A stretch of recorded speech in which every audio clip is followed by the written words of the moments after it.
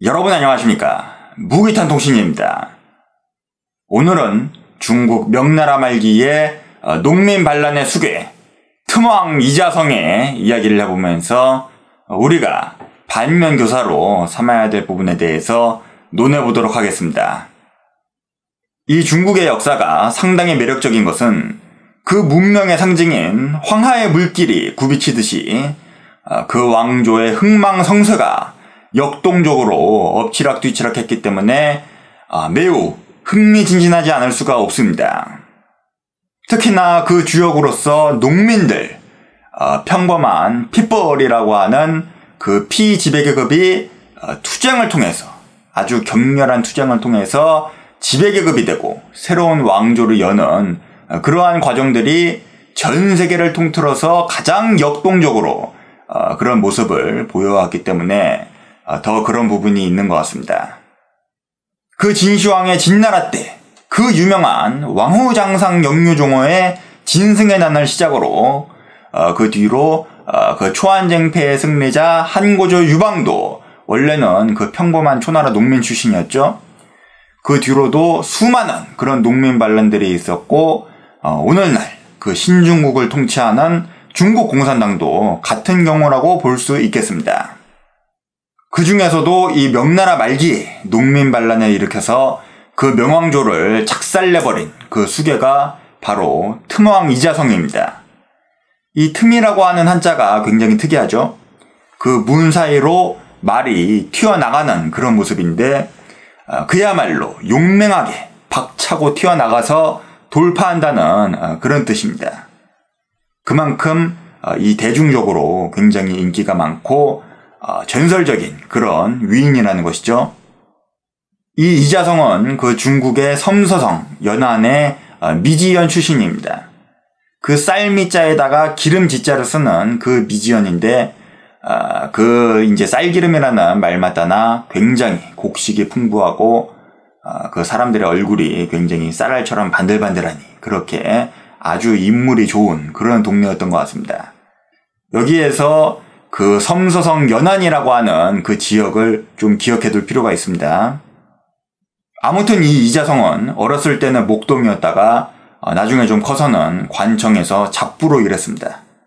그러다가 그 명나라 조정의 정치가 혼란해지고 또 그 은납제라고 하는 그 조세제도가 굉장히 문제가 많아서 재정도 파탄나고 경제도 파탄나고 나라가 완전히 개판이 돼버리죠. 그러다 보니까 이 관청에서는 월급도 못 주고 이 이자성은 실업자에다가 완전히 그냥 굶어 죽게 생긴 겁니다. 이래주구나 저래주구나 마찬가지니까 에라이 모르겠다 엎어버리자 하고서 도적이 되고 반란군이 된 것이죠. 원래 틈왕이었던 그 고영상을 두목으로 해서 아주 기세등등하게 관청들을 휩쓸고 다니면서 그 세력을 불렸습니다. 그러다가 그 조정에서 홍승주라고 하는 굉장히 걸출한 인물을 토벌군 총독으로 임명하면서 이 홍승주가 아주 그냥 반란군들을 쥐잡듯이 때려잡으면서 씨를 말려버리니까 이 고영상도 잡혀 죽고 반란군은 와해돼서 이 이자성은 도망자 신세가 되죠.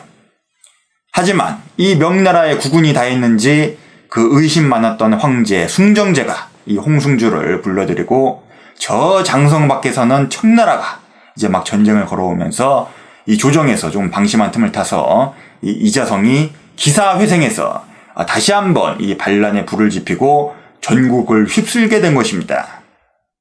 그리고 이제 수습이 불가능한 상태가 되고 마침내 북경성으로 진군해서 이 수비군의 항복을 받아내고 이자성은 북경성에 무혈 입성하게 됩니다. 이미 민심도 돌아서고 관료도 군대도 다 돌아선 거죠. 마지막 황제 숭정제는 목을 매서 자진을 하고 명나라는 망하게 됩니다. 그런데 이 이자성도 천명을 받은 위인은 아니었나 봅니다. 이 반란군들이 이제 목표 달성했다 싶어가지고서 완전히 군기가 빠져도 그렇게 빠질 수가 없었던 거죠. 뭔가 이제 그 제도를 정비하고 이 새로운 왕조를 열기 위해서 고군분투하는 것이 아니라 약탈해가지고서 이제 그걸로 잔치 벌이면서 놀고 먹는 데만 정신이 팔린 겁니다.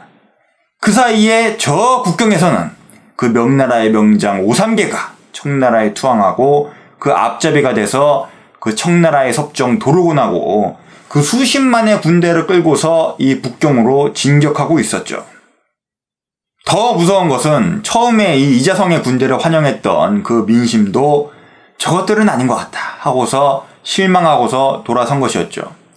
이 이자성은 그 청나라 군대를 요격 나갔다가 결국에는 대패를 하고서 도망가게 됩니다. 그 도망가는 와중에도 황제는 한번 해보겠다고 그 자금성에서 즉위식을 하고 도망가죠. 이 이자성의 군대는 그 약탈한 금은보화가 아까워서 후방으로 고향으로 빼돌리고 어떻게 해서든지 살아 도망가서 이제 그 돈을 누릴 궁리만 하고 있는 겁니다. 이런 군대에게 목숨을 걸고 싸울 사기라고 하는 것이 있겠습니까? 연전연패를 거듭하다가 와해되고 이 이자성은 도망다니다가 산속에서 비명 행사하고 맙니다. 이 이자성의 이야기를 평생의 교훈으로 삼은 사람이 있었으니 바로 중국 공산당을 이끌었던 모택동이었습니다. 이 이자성의 난이 대표적인 농민 반란, 투쟁인데다가 더군다나 이 이자성이 저섬서성 연안 사람 아닙니까? 그리고 그 명나라 조정에게 완전 토벌당해서 고사 직전까지 갔다가 기사회생하죠.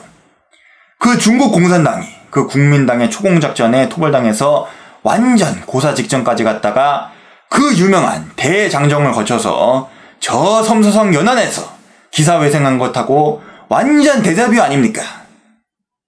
뿐만 아니라 완전 대세를 역전시켜서 이 북경을 포위하고 무혈 입성한 것도 똑같았죠. 그때 당시에 그 유명한 인표의 동북군 100만 대군이 이 북경성으로 진격을 하니까 그 국민당의 화북총사령관으로 이 북평을 수비하던 부자기가 그때 당시에는 이 북경을 북평이라고 불렀습니다. 이 북평을 수비하던 부자기가 고심 끝에 투항해버리고 중국 공산당이 무혈 입성하게 되죠.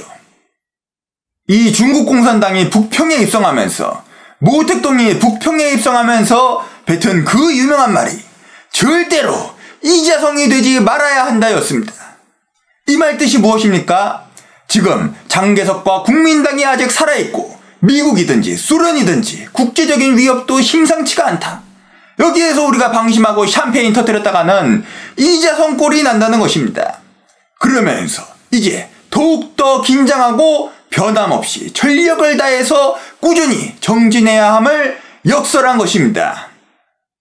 이 모택동은 그야말로 자기가 말한 그대로 죽을 때까지 평생 동안 이 중국 공산당 중에서도 가장 치열하게 쉬지 않고 투쟁을 하다가 1976년 숨을 거두면서 그 투쟁의 인생을 마치게 됩니다. 무언가를 이루기도 어렵지만 그 이룬 것을 지키는 것은 더 어렵습니다.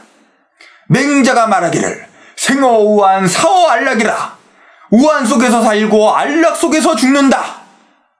불교의 개조 석가모니가 죽기 전에 제자들에게 신신당부하기를 재행무상이니 불방을 정진하라. 이 세상 모든 것에 영원한 것이 없으니 방해를 하지 말고 놀지 말고 정진하라. 여러분, 긴장 풀고서 멍청하게 들어져 있으면 죽음이 다가오고 있는 것입니다. 이 가슴 속에 심장이 쉬지 않고 박동하면서 근육이 긴장하고 정신이 짱짱하게 각성되어 있을 때 비로소 살아있음을 느낄 수가 있습니다. 시청해주신 여러분 대단히 감사합니다. 지금까지 무기탄이었습니다.